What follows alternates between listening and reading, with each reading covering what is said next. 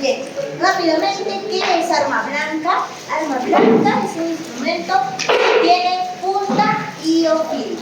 Esto es arma blanca. Se llama blanca porque como antes, bueno, siempre eran metálicos, brillaban, eran luminosos, arma blanca. Pero recuerden que estamos viendo ya agentes causales diversos. Contuso, superficie roja. Agente térmico, eléctrico, son agentes físicos, no mecánicos, requieren solo contacto. Y ahora, arma blanca, punta y o filo. ¿Qué quiere decir? Que puede tener solo punta, solo filo o ambos, ¿no? Entonces, habiendo definido este tipo de armas, recordemos que es muy frecuente en el quehacer médico legal en nuestro medio encontrar lesiones por arma blanca. Las agresiones por arma blanca son bastante frecuentes. Es una de las principales causas de feminicidio junto con la asfixia por estrangulación. Ahí tenemos un arma blanca. Solo vamos a analizarla. ¿Y qué es? ¿Qué tipo de arma blanca es? Un cuchillo de cocina, ¿no? Tiene una punta, sí, y también tiene filo. Entonces resulta siendo un arma punzo por la punta, cortante por el filo, ¿no? Y en este caso es monocortante porque tiene un borde filudo, sí, pero también tiene un borde rojo. Entonces, esta clasificación es interesante, permite clasificar el agente, pero también por inferencia a la lesión. Recuerden siempre los elementos de la traumatología: agente, mecanismo, lesión traumática. Entonces tenemos instrumentos o agentes cortantes que producen heridas cortantes, también llamadas incisas, ¿no? Estos instrumentos cortantes están provistos de filo, eso es importante. Luego tenemos agentes o instrumentos punzantes, provistos de punta, que producen heridas punzantes. Instrumentos punzocortantes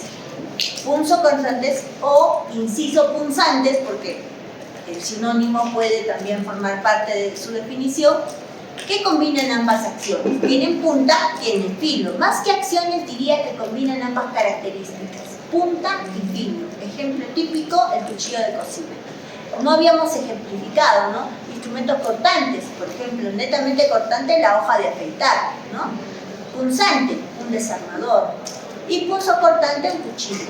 Instrumentos corto-contundentes. Ahí es interesante, porque por su nombre, corto, contundentes, o más conocidos como contuso-cortantes, estos tienen ¿qué? Tienen punta, filo, ¿qué tienen?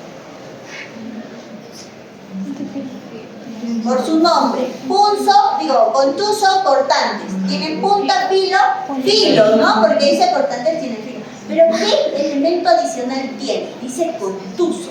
Entonces, adicionalmente al filo, tienen peso.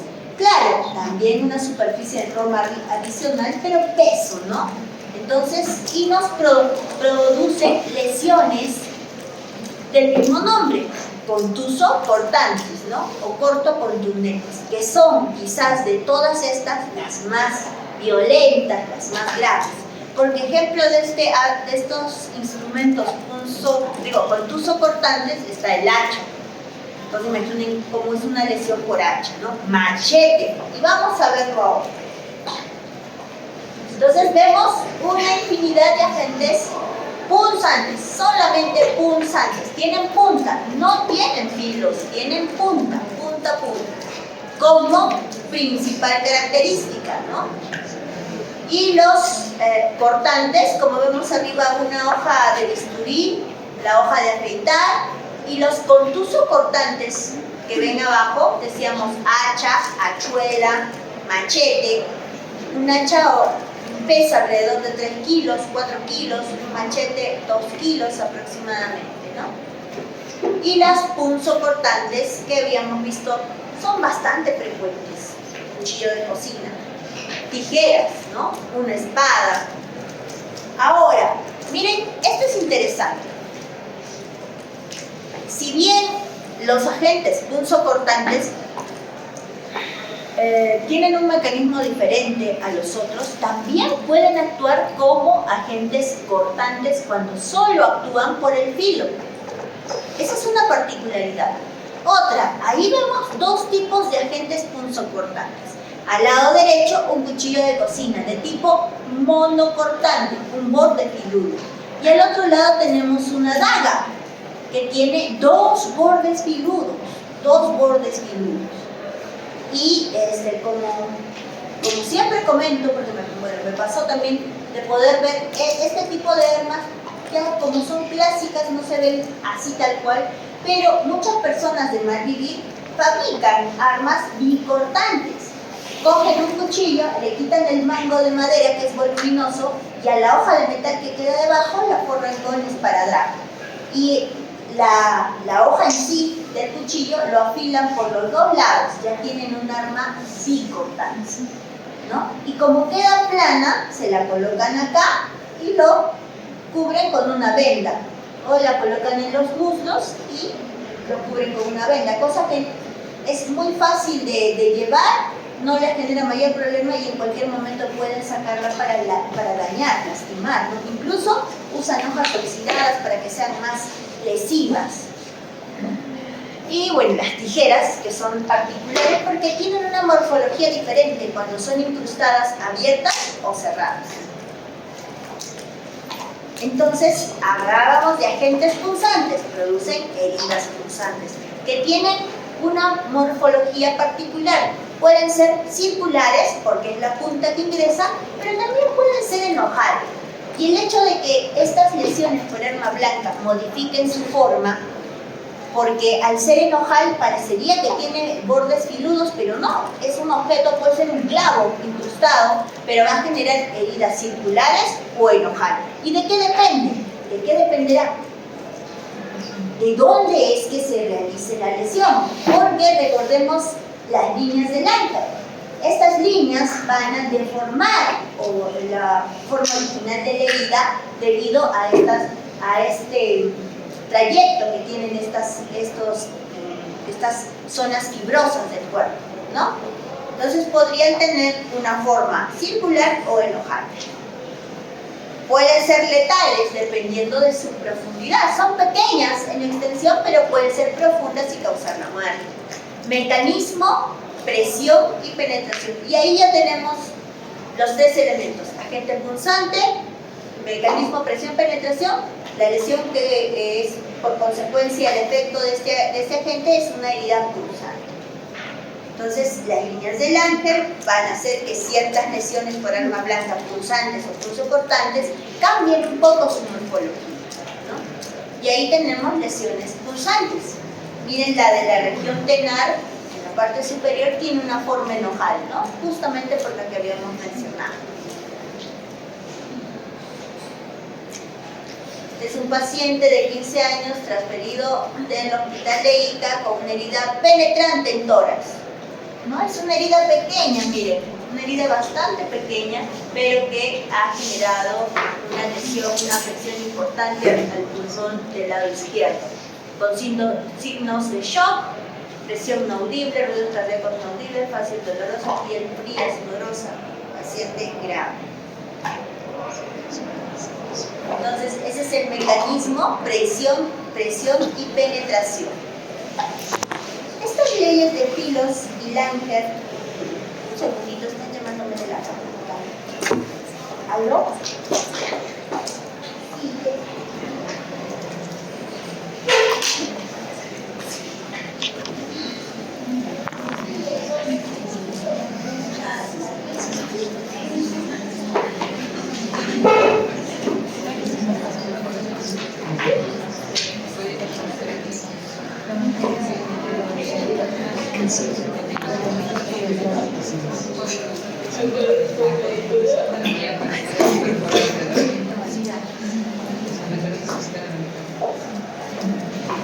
El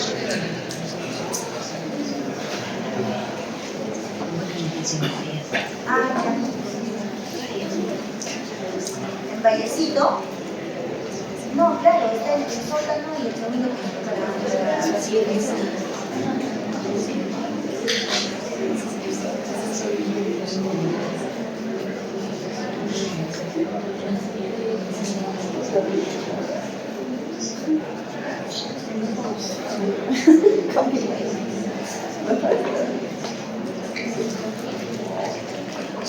Lo que tienes que decirle a la gente como algo es por favor, si nos pueden proporcionar el rótulo de cada ambiente. Yo ya tengo la definición, pero qué ambiente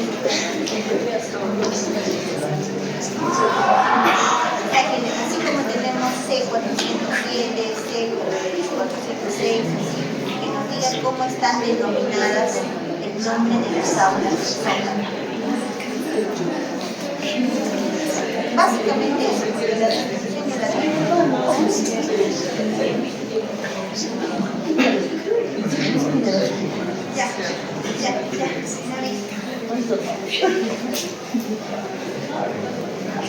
Ya, entonces tenemos las leyes de Filos y Langer. En términos generales hablan de la deformación que sufren las heridas debido a estas fibras, ¿no? Por ejemplo, dice la primera ley, simula la herida producida por un arma de 2 filos, pero con ángulos rojos, ¿no? Podría ser una herida penetrante, pero por la primera ley de filos podría deformarse simulando una lesión bicortal. Acá también, miren, en el recuadro inferior de la derecha, leyes de Filos y Langer. En el cuello, una región anterior con sentido del eje mayor. En cambio, en la región lateral, el sentido del músculo esternocleidomastoideo, la deformación de las heridas en la zona del cuello. Y en el tórax, en el sentido de los arcos costales. Si es transversal, se va a deformar la herida, ¿no? Va a tener más bordes. Las heridas punzantes, ya las vimos, ahora las heridas cortantes, también llamadas heridas incisas. Si la punzante era pequeña pero profunda, la incisa es extensa y poco profunda, ¿no? Esa es una característica. Entonces, es el filo que a través de la presión y deslizamiento transcurre por la piel generando la lesión. Son de 3 tipos, básicamente. Un corto tipo que son las atípicas, pero son lineales, mutilantes y acolgadas. Lineales es cuando el objeto cortante, el objeto cortante actúa perpendicularmente sobre la piel. Si esto es la piel, el objeto actúa perpendicularmente sobre la piel, inicia su recorrido y corta la piel. Sin embargo, eso provoca una herida lineal. Sin embargo, si el objeto no actúa perpendicularmente, sino de manera oblicua, no va a generar una herida lineal, sino acolgada. Es la segunda, ¿no? Acolgada. El objeto actúa de manera oblicua. Tomen nota que eso es muy importante. En la herida lineal, el objeto, como dice, actúa en eje perpendicular y se forma una línea. Y en la herida colgajo, el objeto actúa, el arma blanca actúa de forma oblicua y genera un colgajo que ya no es una línea, sino es una herida en forma de C. Y las mutilantes, cuando se secciona una parte saliente del cuerpo, nariz, lengua, pabellón auricular, dedos, pies, etc., ¿no? Recuerden también que las a colgajo van a demorar más en recuperarse, ¿no? Las a colgajo van a demorar 12 días, 13 días en recuperarse. En cambio, las lineales en 7, 8 días ya se reparó la lesión. Las lesiones a colgajo podrían perder vitalidad, ¿no? Y generar úlceras. Hay heridas atípicas. ¿Alguien sí? Sí. Ya.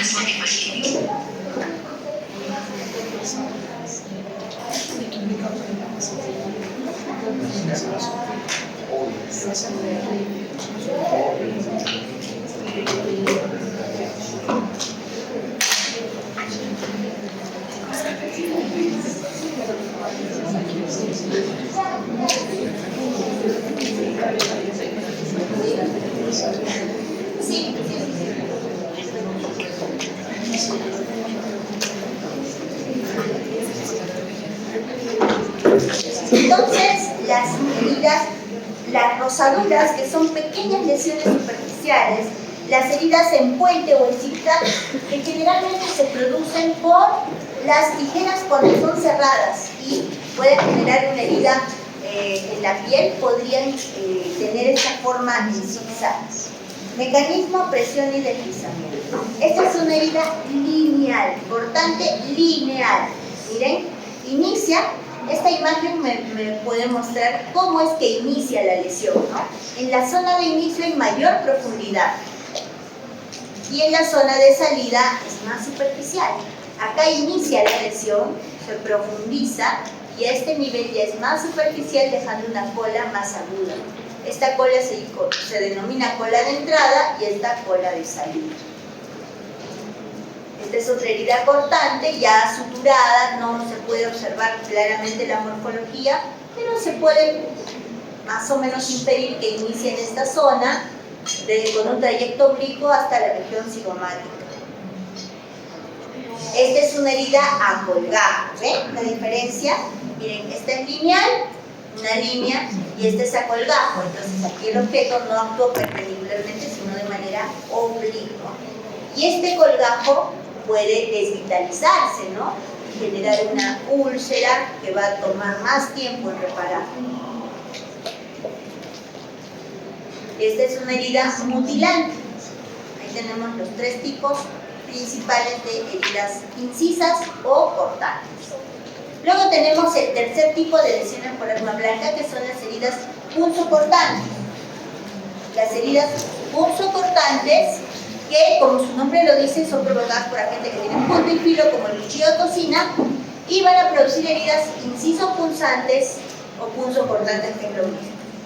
Tienen un orificio de entrada que puede ser triangular o romboidal, pueden perforar cavidades. En cuanto a forma, estas heridas generalmente adoptan dos formas: forma de pez y forma de ojal, ¿no? Entonces,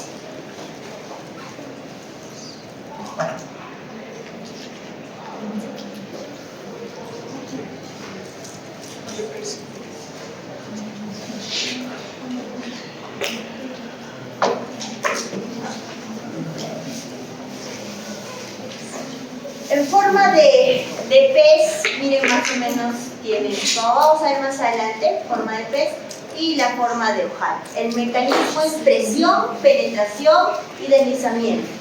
Tenemos heridas que pueden generar un trayecto, ¿no? Si es un cuchillo de cocina, por ejemplo, cuya hoja mide 17 a 18 centímetros, al ingresar al cuerpo va a dejar un trayecto. Y al igual de las lesiones por arma de fuego, el trayecto se define en los tres planos sagitales, es algo que tenemos que tomar en cuenta.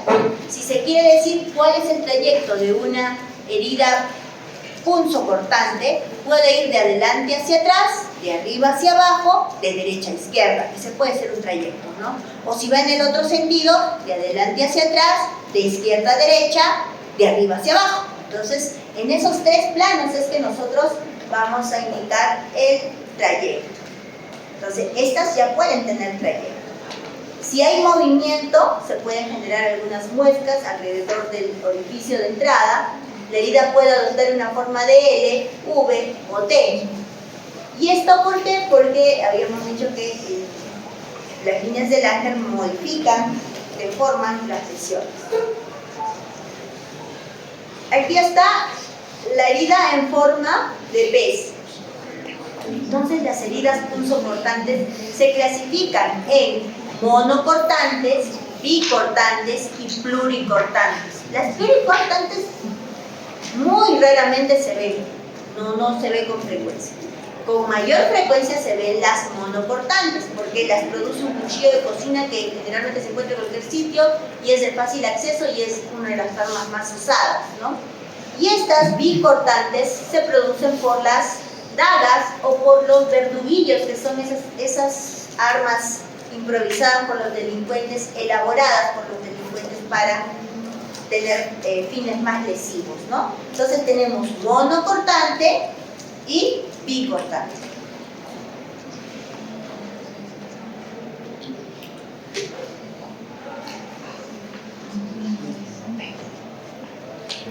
Aquí está, ni siquiera tenemos que pensar mucho en esta imagen. Miren, en esta imagen estamos viendo el agente causal, que es un cuchillo de cocina, ¿no? Monocortante.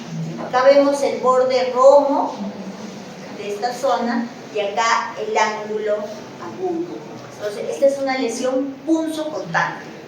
Una herida punzante puede medir menos de 1 centímetro. Una cortante puede medir 7, 10, 11 centímetros. Una punzocortante, porque generalmente domina el ancho del cuchillo, puede medir 3 centímetros, 3.5 centímetros en promedio y tener un trayecto. Entonces, miren, esta misma lesión ingresa hasta, ahí está el agente, ¿no? Miren, ingresa hasta el corazón, específicamente ventrículo izquierdo, ingresa por la cara anterior.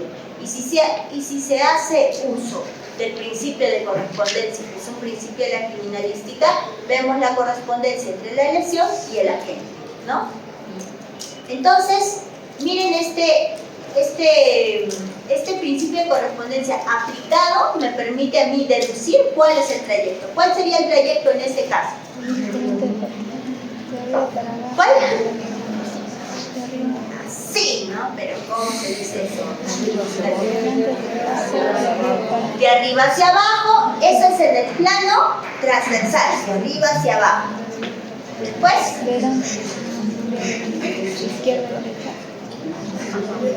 miren, esta es la derecha y esta es la izquierda. ¿Por dónde está viniendo? Por la izquierda, ¿no? De izquierda a, entonces de arriba hacia abajo, de izquierda a derecha, y tercer plano, izquierda a derecha es plano sagital. Derecha, izquierda, izquierda, derecha, plano sagital. Arriba, abajo, abajo, arriba, plano transversal. ¿Qué plano nos falta? Coronal. Entonces ahí yo digo si es de adelante hacia atrás o de atrás hacia adelante. En este caso, de adelante hacia atrás. Miren, esta es la arteria pulmonar, la aorta. Entonces el ventrículo derecho, el ventrículo izquierdo, y está viniendo de adelante hacia atrás, ¿no? Así.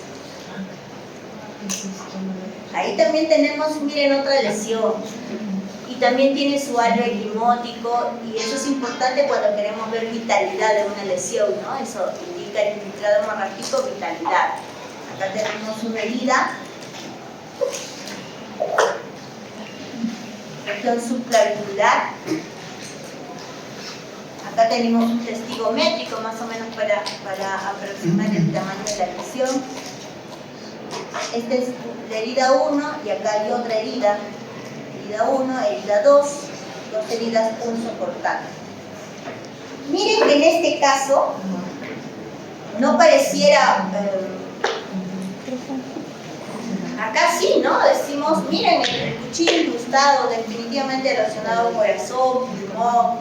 En este caso, esta herida como que bastante marginal, sin embargo, así tuviéramos un montón de heridas, lo importante no solo es describirlas externamente, sino también disecar para poder encontrar la lesión a un órgano noble o a un vaso principal, ¿no? Aquí vemos justamente la lesión. Esta es la arteria subclavia y esta es la vena subclavia. Pueden ver también la diferencia, ¿no? El grosor de la pared, y acá también es una pared más delgada. La vena subclavia ha sido lacerada, igual que la arteria subclavia. Y miren los bordes. Podríamos decir quizás en la necropsia hemos seccionado la arteria, pero no, porque los bordes están infiltrados de hemorragia y están gruesos. Y eso es un indicador de vitalidad, ¿no? Entonces la causa de muerte en este caso sería una agresión por tercero con arma blanca, una laceración de arteria subclavia, muy probablemente un hemotórax masivo, o un hemotórax masivo suele ocurrir en este caso, y finalmente un shock hipovolémico. existen reglas, pero siempre hay excepciones. Una de las reglas es que las lesiones suicidas generalmente son únicas cuando son mortales, pero pueden encontrarse lesiones suicidas múltiples, como en este caso. Este es un suicidio con múltiples lesiones. Entonces, miren, acá vemos lesiones en la cara anterior del antebrazo izquierdo. Esto nos puede ayudar a encontrar la dominancia, ¿cierto? ¿Qué dominancia tendrá este sujeto? Diestro, ¿no? Diestro, porque esta es la muñeca del lado izquierdo. Entonces, es diestro. Miren, acá tenemos lesiones en tórax y acá tenemos una lesión en abdomen con protección del epículo. Y esto nos hace recordar las características de las lesiones autoinfligidas. Las lesiones autoinfligidas se caracterizan por estar al alcance visual, al alcance manual y porque si se encuentran en zonas normalmente cubiertas por prendas de vestir, estas son retiradas por el que se autolesiona. Pues acá tenemos también, esto es de origen suicida. Miren, acá tenemos, como decíamos, rompiendo la regla. Acá vemos un borde más romo, este es más agudo. Acá vemos, miren cómo las líneas del ángel hacen que se forme una especie de S itálica, ¿no? Igual acá. Y este es el agente que se ha incrustado, un cuchillo de cocina que se ha incrustado en la columna vertebral, ¿no?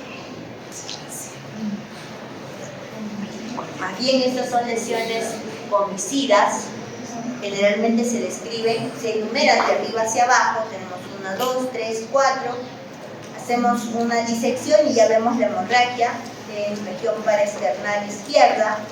Y acá se ha hecho una fractura amplia de la caja torácica y se puede observar lesiones en pulmón, en diafragma, ¿no? Acá tenemos una en pulmón y otras dos en diafragma.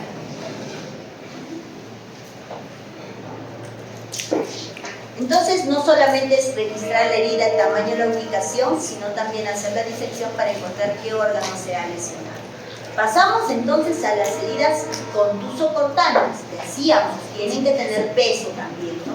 El mecanismo, por el hecho de ser contuso-cortantes, es un mecanismo de deslizamiento por lo cortante y percusión por lo contuso.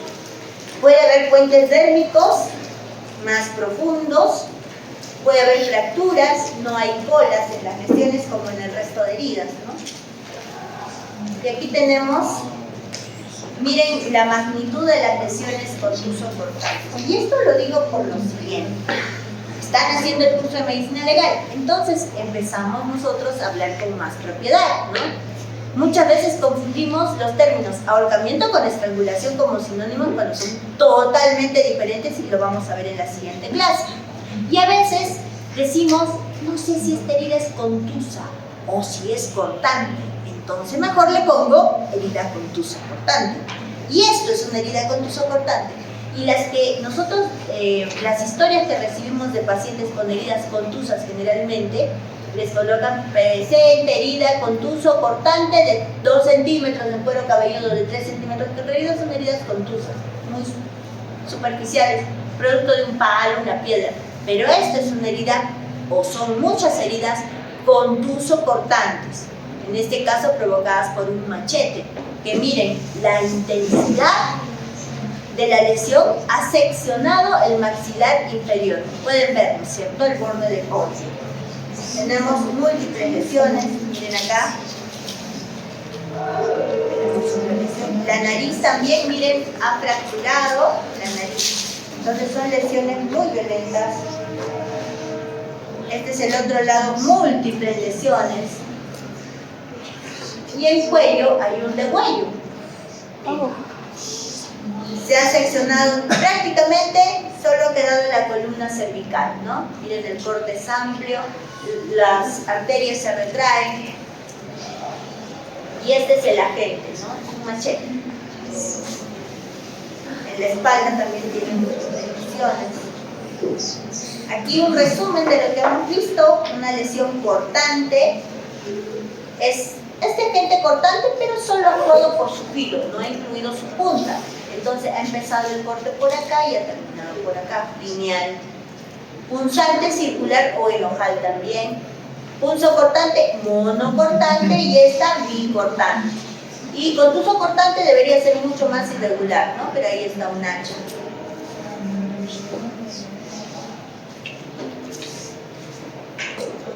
Sí, lo analizamos acá, ¿vale? Entonces, características médico-legales.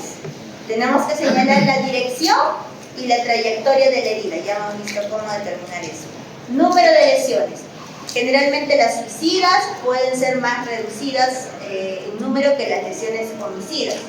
La forma del instrumento, ya hemos visto cómo por su morfología podemos inferir qué tipo de agente es. Bordes regulares o irregulares, dependiendo del borde del agente. Y señales de defensa que vamos a desarrollar más adelante, las vimos hace tiempo también. Entonces, ¿qué problemas médico-legales se presentan? ¿No? El tipo de lesión, el número de lesión, la calificación, morfología, tamaño, profundidad, edad utilizada. El origen vital o postmortal. Hemos visto cómo algunos bordes de las heridas nos pueden ayudar a determinar la vitalidad de las lesiones. La cantidad de fuerza necesaria, ¿no? Vamos a ver más adelante la resistencia de los tejidos. Mecanismo de muerte, que generalmente es shock hipovolémico en la mayoría de casos. Actividades que pudo hacer la víctima tras recibir heridas, eso es interesante. Uno piensa que una herida en el corazón podría ser fulminante en ese momento, pero hay deportes, sobre todo de un hombre oriental que se clavó un cuchillo y había la cámara que estaba filmando, y después de eso pudo hacer varias cosas, sentarse, comer, salir, mirar, arrepentirse, pero ya no podía hacer nada. Luego ya después se desplomó, ¿no? Actividades que puede hacer la víctima después de recibir las heridas. Lateralidad del agresor, dominancia, diestro, zurdo, eso es interesante, lo vamos a ver.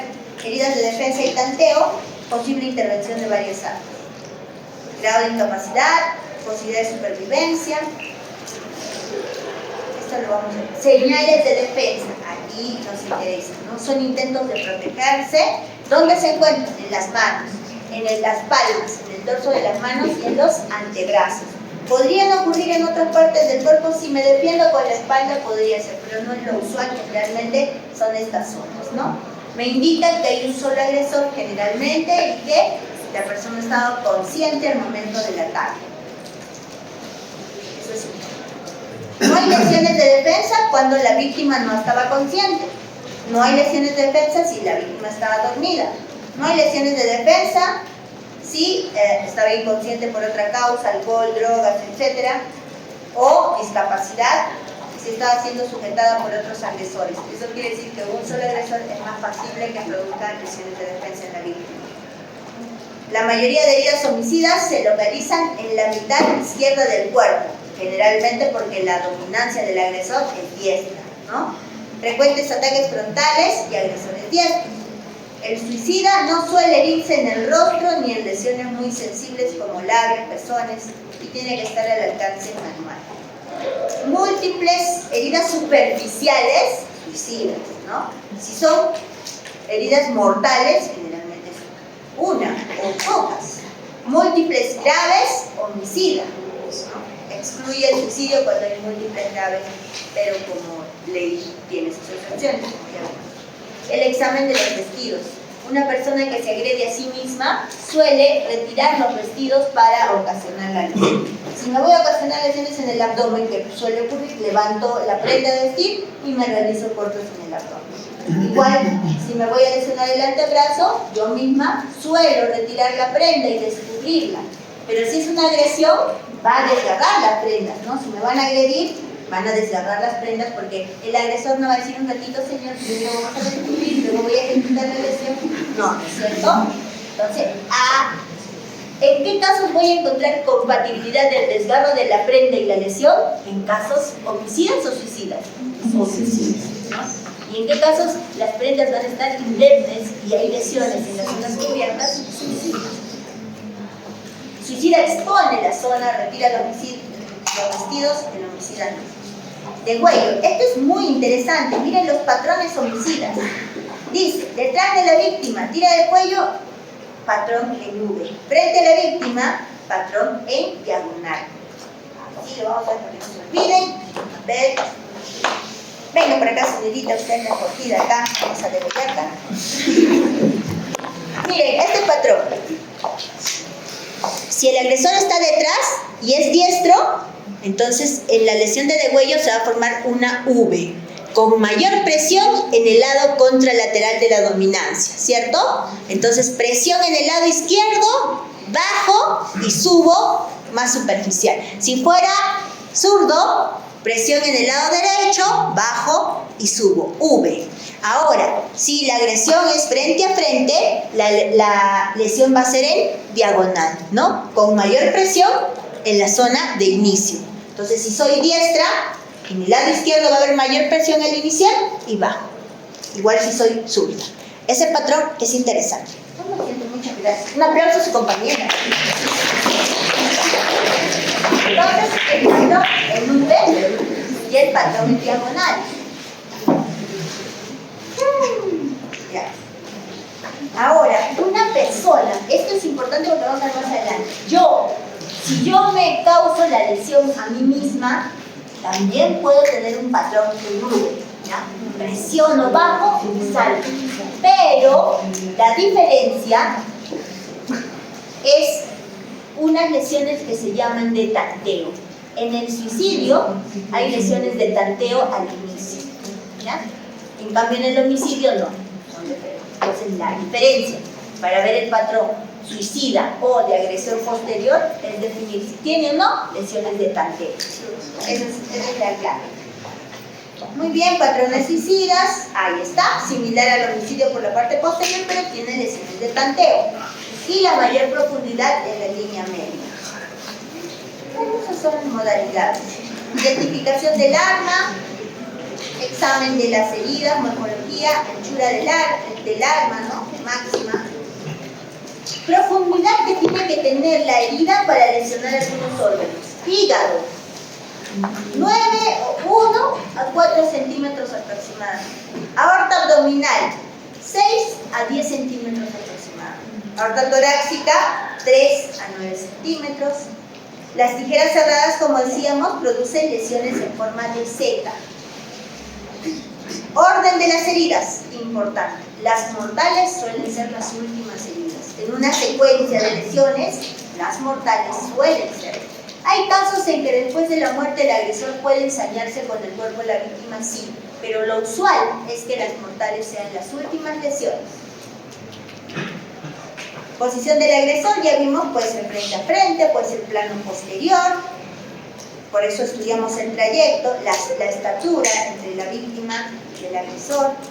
Violencia. El hueso es el órgano con mayor resistencia. Luego tenemos cartílagos calcificados. Piel. Esto es interesante. La piel es más resistente a las lesiones que el músculo. ¿Qué factores intervienen? El agente que sea muy agudo, muy filudo, o los materiales interpuestos como los vestidos, ¿no?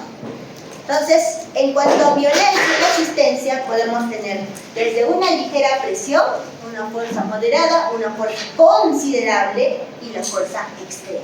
Son los grados de violencia y resistencia en las lesiones por arma blanca. El ensañamiento es interesante. Aporta información sobre un fuerte conflicto entre el agresor y la víctima. Descuartizar un cuerpo. Eso es